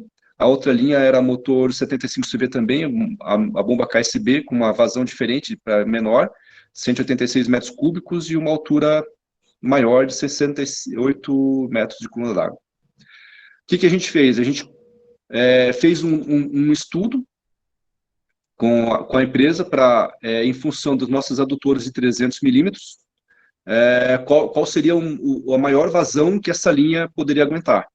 Porque a gente estava aumentando a vazão da ETA e a gente queria aumentar o máximo possível a vazão aduzida. E esse estudo falou que a gente podia colocar os motores de 100 CV, essa bomba de 230 metros cúbicos hora e 45 MCA passaria por uma vazão de 320 metros cúbicos hora, 52 MCA, e essa outra bomba aqui de 186 metros cúbicos por hora, 68 MCA, passaria por 225 metros cúbicos por hora e 78 MCA. Então, essa foi a nossa concepção. A gente queria aumentar o máximo possível a vazão e o tempo de recuperação do sistema, né, permanecendo com as mesmas linhas adutoras, os mesmos diâmetros. Aí foram esses equipamentos apontados aqui. Com isso aí, a gente teve 33% mais potência, de 75 para 100 CV. Num conjunto, a gente teve 39% mais vazão, 15% mais pressão. E no outro conjunto, 20% mais vazão, 15% mais pressão. Então, esse foi o ganho hidráulico que a gente teve no sistema. Se fosse só trocado 75 para 100 CV, ia ter um aumento de consumo de energia, porém, como a gente estava trocando os painéis para inversores e os conjuntos de bomba mais eficientes, né, IR3 Premium, a gente sabia que mesmo assim ia ter uma redução de consumo, até porque a gente, de primeiro momento, a gente não está trabalhando com essas vazões.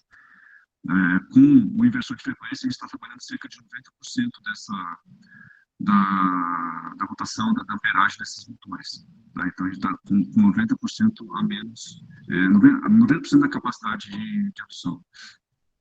Então, a gente sabia que ia ter um ganho de energia, a gente só não sabia quanto. Nós não contratamos equipamentos para fazer essas medições antes e depois a gente esperou ter um ano de consumo, né, colocar na prática para ver qual seria esse ganho.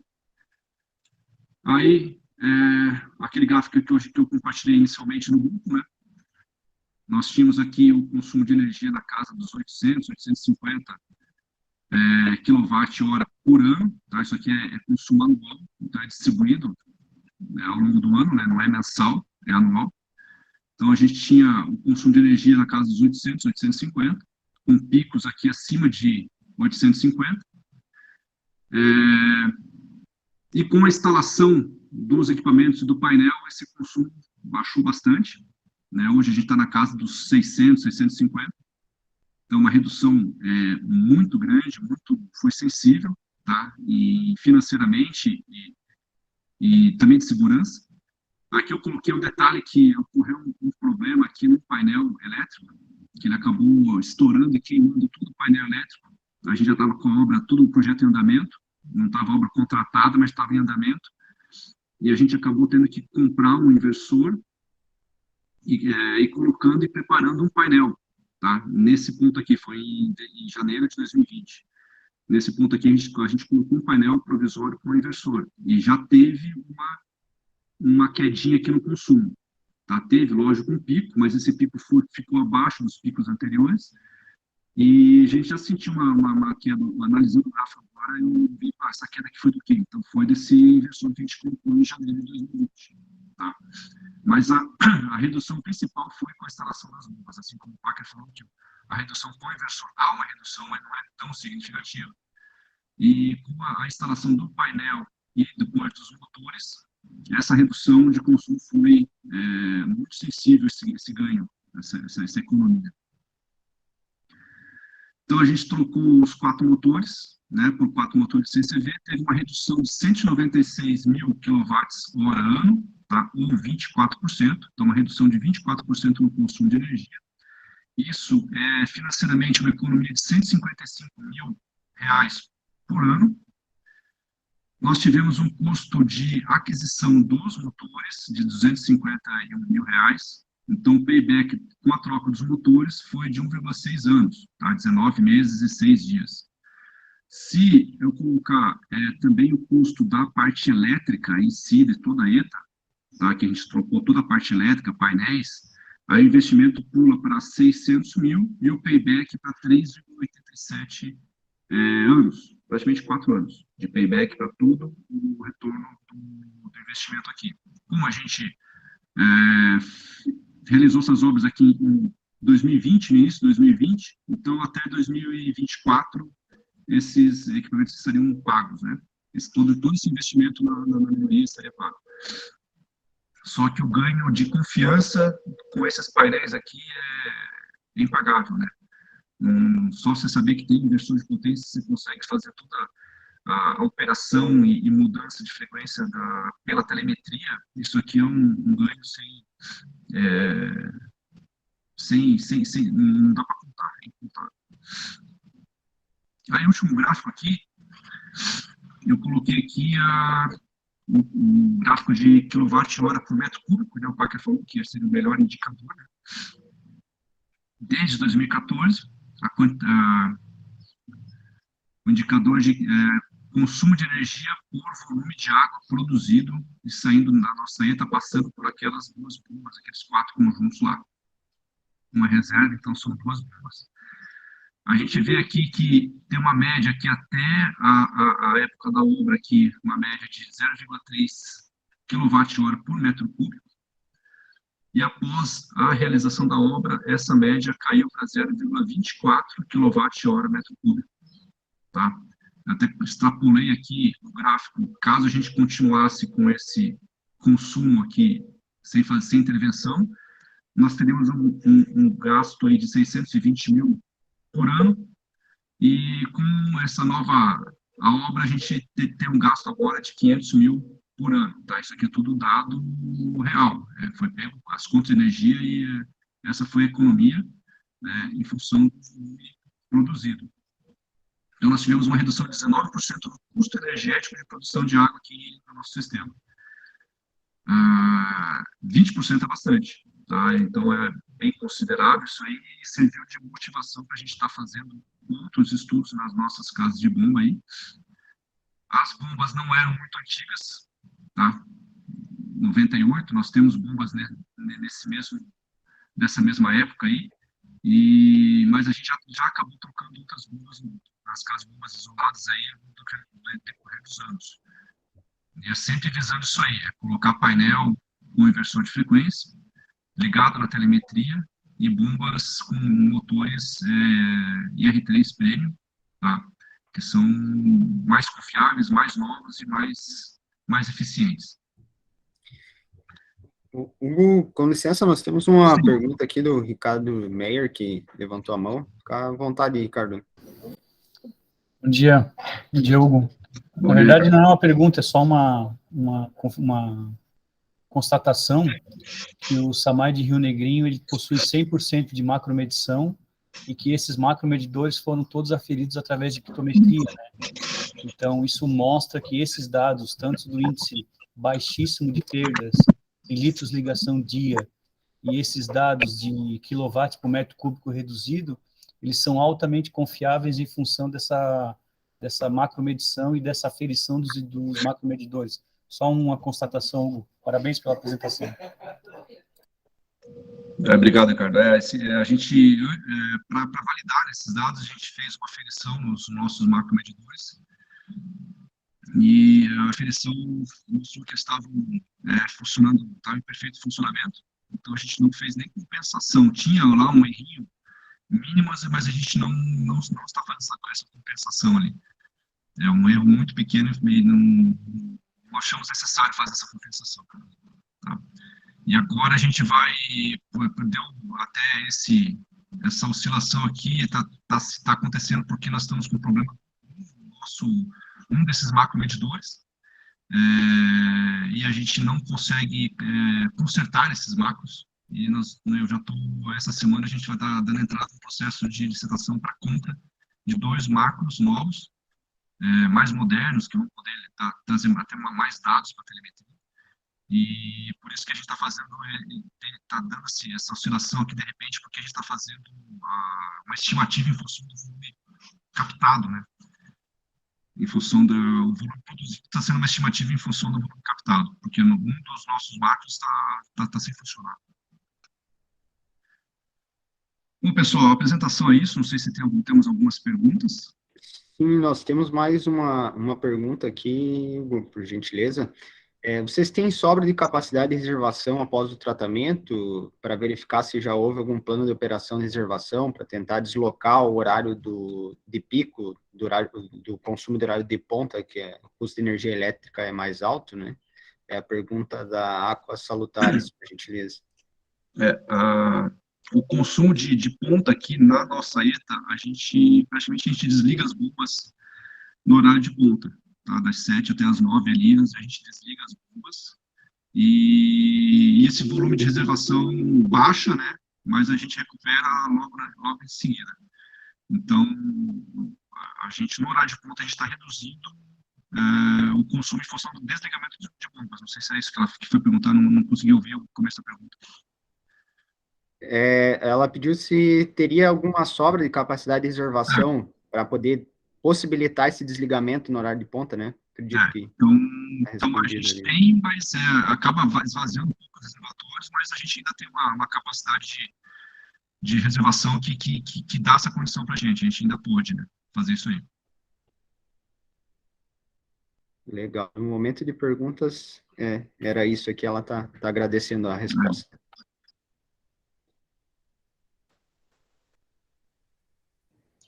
Então, eu gostaria de perguntar. Pode perguntar. Hugo, parabéns, né, pelo trabalho. Eu imagino a realidade de vocês, né, como você falou, você é o único engenheiro, daí faz um pouquinho de cada coisa, mas muito legal os resultados também. A gente tem sempre uma boa imagem do SAMAI de Rio Negrinho, né? Essa obra, você falou que foi feita uma licitação, né? O projeto foi feito anteriormente, foi contratado uma empresa, feito todo o projeto, a contratação foi de forma tradicional. Sim, a gente contratou uma empresa para fazer praticamente um plano diretor do saneamento ali, do abastecimento de água, visando ETA e adutoras, tá? Essa empresa fez o projeto tentando ampliar o máximo possível a vazão da nossa ETA com o mínimo de intervenção. A gente queria chegar em 180 litros por segundo de produção, mas em função da condição estrutural aqui da nossa ETA, a gente acabou chegando aqui em 150 litros por segundo. Mas já é um aumento significativo, a gente vai ficar aí com a nossa ETA sem precisar de novas obras aí por pelo menos uns 20 anos. Então, foi bem bom isso aí. A parte de adutora, a gente tinha uma linha que passava embaixo de linha férrea e a gente queria relocar ela e colocar material melhor. Então, o projeto contemplou isso aí, escavação e assentamento de tubulação por método não destrutivo, travessias em PAD, então teve colocar registros antes da linha férrea, a gente não tinha registro, então se desse um problema na rede, a questão de segurança com a linha férrea também era um calcanhar de Aquiles nosso aqui. A empresa entrou, fez o projeto, maximizou a produção de ETA, maximizou a eficiência das adutoras, então a gente foi dimensionado as bombas em função disso aí, e daí foi feita a licitação, para a execução das obras, teve uma empresa que ganhou o contrato inteiro, e a gente tocou essas obras durante um ano e meio, mais ou menos. Foi o caminho convencional e tradicional mesmo. Foi a gente contrata o projeto e depois a gente contrata a execução da obra. Tá. Alguma iniciativa de migração para o Mercado Livre? Alguma ideia? Até a gente teve um pessoal visitando o Samay aqui oferecendo isso aí, mas a gente não avançou muito nessa concepção de Mercado Livre, tá? A gente está... Porque o nosso Samay é muito pequeno, então a gente tem o consumo está bem distribuído, então é um pouco mais complexo essa parte de Mercado Livre, e por a gente ser um Samay menor também, essa capacidade de avaliação disso aí, a gente acaba tendo que contratar empresas para fazer esses estudos aí. Então a gente não avançou muito nessa parte de Mercado Livre, não. A gente está pensando, mas ainda não avançamos nada nisso aí. Tá. E aproveitando, né, a oportunidade, mais uma perguntinha. Como que está a questão dos DMCs do sistema de abastecimento de vocês? Vocês têm bem setorizado? Então, como eu sou o único engenheiro do Samay, agora, nesse exato momento, a gente estava instalando um macromedidor num setor onde a Azimut-San, que é do Ricardo, está fazendo um trabalho de pesquisa de vazamento, com geofonamento, e a gente não tinha um macromedidor. A estimativa de ganho vai ser em função do orímetro da bomba, que está na telemetria. Sim. E a gente acabou agora, faz 5 minutos, de instalar esse macromedidor. Até antes da apresentação, estava vendo foto que estava desligando a água lá e tal, no setor. A gente não tem muito essa parte de DMCs, tá? Desde 2015 que a gente está tentando instalar os DMCs, mas em função da correria do dia a dia, a gente não conseguiu instalar DMC. A gente está fazendo trabalho agora de pesquisa de vazamento sem instalação de DMC. Nosso fornecimento de água aqui é muito com reservatório de sobra, então fica difícil para se instalar. Os setores têm que ser na rua, não pode ser numa casa de bomba, num reservatório. Então a gente já tem alguns setores mapeados, mas não tem nenhum instalado de fato. Tá? Esse que foi instalado hoje é na saída de uma bomba, que manda água para um reservatório e de sobra, né, e abastece 2 bairros.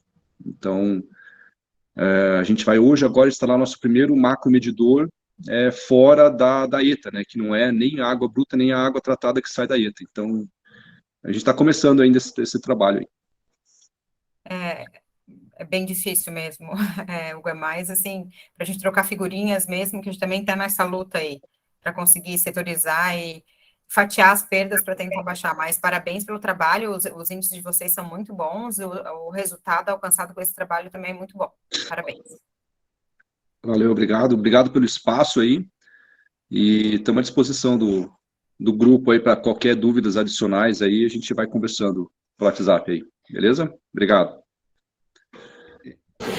Nós temos mais um pedido aqui de participação do Luiz Fernando Machado, por gentileza, Luiz.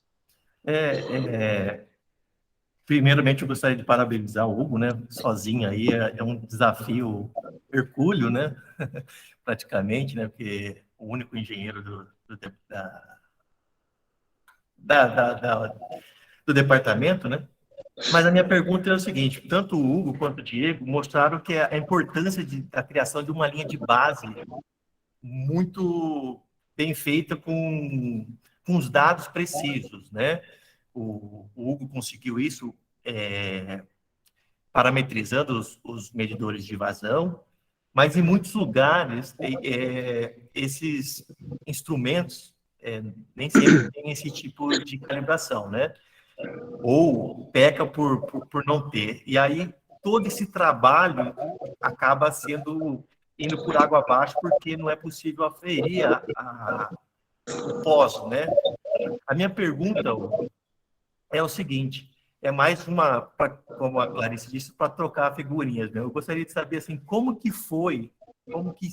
é o comportamento, é mais de entender o comportamento, como que fica a sua empresa, né? O de Rio Negrinho aí, que é uma empresa pública, em termos de diretoria, em termos de dentro da empresa, após esses resultados que a gente vê que, quando bem feito, são satisfatórios e tem um grande potencial de redução do custo, principalmente de energia elétrica, e, ao mesmo tempo, aumenta, né, disponibiliza mais água para a produção, né? Então, essa era mais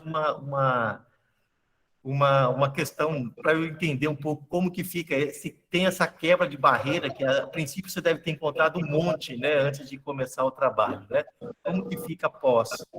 E aqui só um adendo, eu estarei em Santa Catarina na semana do dia 11, e seria um prazer conversar com você e com os demais que queira conhecer a nossa metodologia de medição, que nós não medimos vazão, nós conseguimos pegar os dados sem precisar medir vazão, né? Muito obrigado e parabéns.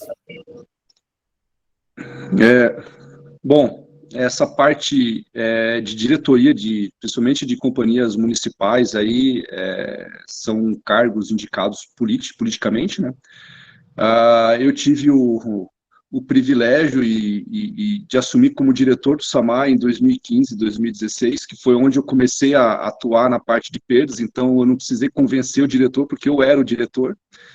Então, teve uma facilidade absurda, porque era uma vontade antiga, essa parte de instalar telemetria. Então, eu que montei a central de telemetria, na minha gestão, não fui eu, né, foi na minha gestão, e eram conversas que estavam desde que eu entrei no SAMAI em 2005, a gente já falava que queria telemetria, central tal, não sei o que, telemetria, mas nunca se tinha colocado. Eu peguei, peitei, vamos fazer, chamei a empresa de telemetria, eles nem acreditaram, porque a gente já estava enrolando eles fazia uma década, e a gente começou com a central, começou com uma telemetria um ponto só na ETA e tal, e foi começando, e a gente chegou no cenário que a gente está hoje, de praticamente 100% da cidade com telemetria. As principais casas de bombas estão com telemetria, né? As únicas que não têm telemetria são reservatórios de 20 cúbicos, né, de fibra, ou casas pequenas, casa de bomba muito pequena, ou alguns booster. Então, esse trouxe um ganho absurdo na parte de gestão técnica. Então, os técnicos do SAMAI valorizam isso, né? Aqui na Câmara de Perdas, isso aí é bem visto, né? Quando você conversa com alguém focado na parte de eficiência, da parte técnica, ele é bem visto. Na parte política, não é tanto, tá? Agora nós tivemos a mudança de gestão, a última gestão era técnica também, a gente teve um aval muito bom nessa parte técnica, e agora o último gestor não é da área técnica, né? Ele é administrador, né? Também vê com bons olhos isso aqui, mas a gente sente que às vezes não tem um foco tão grande em eficiência energética, redução. O negócio mais é mostrar serviço para a população, né? E você olha que você apresenta isso aqui para a população não entende muito o que é isso, né? Porque ninguém faz economia doméstica em casa, é difícil você ter a maioria da população com cabeça em economia doméstica, né? Consumo de energia, economizar água, economizar luz, é difícil ter isso aí embutido na cabeça das pessoas, né? Essa parte de economia. Então, eles acabam não entendendo muito isso aqui, eles só querem saber se vai reduzir a conta d'água deles no final do mês. Isso vai reduzir, quantos reais vai reduzir isso aqui para mim no final do mês? Daí a gente fala, não vai reduzir, a gente vai melhorar a eficiência, vai reinvestir no saneamento, reinvestir em compra de bombas, mas não vai reduzir nada para mim, então não faz tanta diferença para a população, né? E prefeito muito menos, né? Porque às vezes isso aqui não dá tanto retorno para a parte política, né? Então, às vezes não é tão valorizado. Mas isso aí acho que é problema do dia a dia de todos nós aí, né? Você tem que fazer coisa que apareça para a população, e isso aqui é um trabalho que às vezes não aparece tanto, o pessoal não valoriza tanto. Coloca uma matéria no jornal, isso aqui, o pessoal é capaz de reclamar da água que faltou 10 minutos lá enquanto a gente estava trocando o macro, porque a gente estava trocando o macro agora e o pessoal reclamando de falta de água. A troca do macro demorou 1 hora, então o pessoal não tem caixa, então é difícil. Mas é um trabalho que tem que ser feito, né? E nós técnicos temos que fazer isso sempre prevalecer dentro do SAMAI, né? Das companhias, seja estadual, municipal, a gente tem que fazer a parte técnica predominar, porque é aqui que as coisas acontecem, né? Verdade.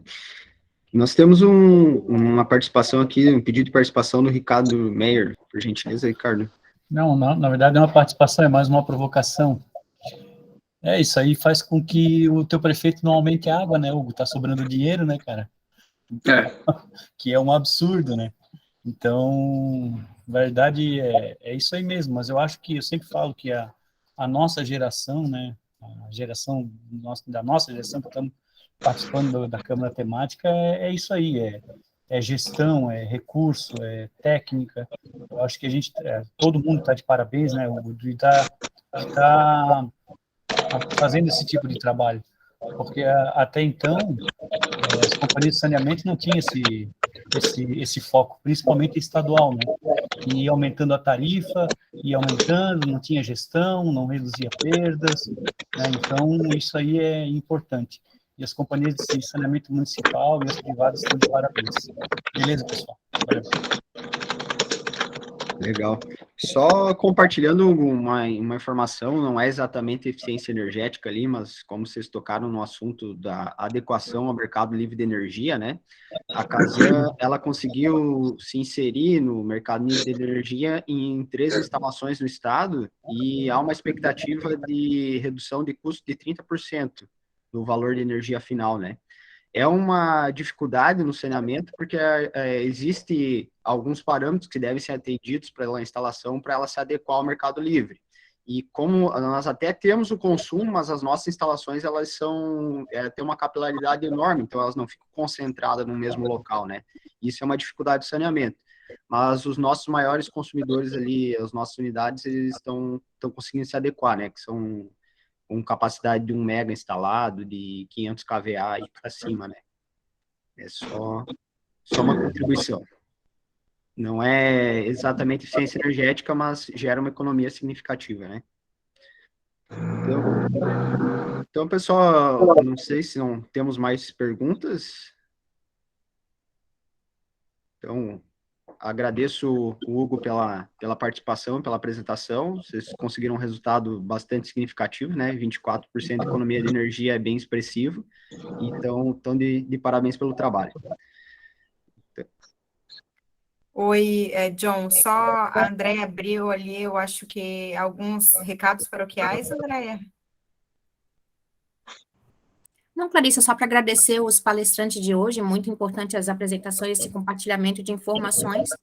Convidar todo mundo a participar das demais câmaras também da AB Santa Catarina. Nós temos, então, além da Câmara aqui de perdas de água e eficiência energética, nós temos também a Câmara de Tratamento de Tratamento de Esgoto, nós temos a Câmara também de Resíduos Sólidos, que também estão trabalhando já na forma de webinars também, como a gente tem trabalhado aqui, que também dispõe de grupo de WhatsApp, então quem tiver interesse de participar dessas câmaras também é só mandar um e-mail para a AB Santa Catarina que a gente adiciona. E também a gente está agora, nos próximos meses aí, a gente vai criar também, já está na fase final de criação da Câmara de Tratamento de Água também. E nós vamos fazer, vai começar com uma atividade bem importante, que a gente vai falar um pouquinho mais adiante, quando a gente criar essa Câmara de Tratamento de Água, tá? Então, só para agradecer e botar a AB Santa Catarina à disposição também, além das câmaras, por meio do nosso programa de jovens, tá? Jovens profissionais de saneamento de 18 a 35 anos que queiram participar do nosso programa também, bastante atividade acontecendo por lá. Obrigada, pessoal. Obrigada, Clarissa. Obrigada, John. Imagina, tem um pedido ali, poderiam deixar aqui o e-mail para solicitar ingresso aos grupos de WhatsApp. Eu posso deixar o meu contato com relação ao de perdas? Não sei se alguém que está aqui não tem ainda, mas, Andréia, não sei se quer se concentrar em mim, eu vou repassando para você, por mim, tanto faz. Não, pode deixar, que eu vou deixar ali o e-mail da AB Santa Catarina também, caso alguém queira fazer algum outro contato. Ótimo. Eu agradeço mais uma vez pela participação do Diego e do Hugo, foram muito boas as palestras, bom debate, boa conversa. Reforçando que eu vou colocar lá no grupo o link para fazer a pesquisa, para a gente tentar fazer um encontro presencial em setembro, acho que vai ser bem importante. Aí a gente discute temas, aceita sugestões. Muito legal se alguém está aqui presente, sabe de algum trabalho realizado em Santa Catarina, no SAMAIS, nas companhias que queira apresentar, é só procurar a gente ali no grupo. O Diego tomou essa iniciativa, foi muito legal. É isso que a gente quer buscar, que as companhias falem e usem esse espaço para a gente trocar ideias. Tá certo? Muito obrigada, John. Eu acho que era isso para o momento, né? Só reforçando as palavras da Clarice ali, é bem importante esse compartilhamento ali de informações, né, e de cases. Isso se torna bem interessante para o avanço de todo mundo em conjunto, né? O pessoal que tiver temas aí futuros que gostaria de apresentar, pode estar enviando ali no grupo, no meu contato, no da Clarissa, o tema, né, e quando que teria disponibilidade, e a gente retorna daí as datas que nós temos já agendados. Beleza, pessoal? Acho que era isso. John, só para dar uma reforçada também, que eu esqueci de falar, que nós também agora dispomos de um canal no YouTube. Então, toda essa palestra de hoje, essa apresentação de hoje, e todas as apresentações anteriores das nossas câmaras também já estão disponíveis lá no canal da ABS no YouTube, tá? Então, se perdeu, se quiser compartilhar com alguém, já está disponível lá. A de hoje já deve estar, semana que vem já vai estar aparecendo por lá. Beleza? Obrigada. Foi questionado, algumas pessoas me questionaram isso no grupo, eu fiquei de informar, mas depois eu ponho o link de novo do nosso canal. Obrigada a todos. Boa semana. Valeu, pessoal. Obrigado, pessoal. Semana a todos. Valeu. Tchau, tchau. Um abraço. Valeu, obrigado. Tchau, tchau.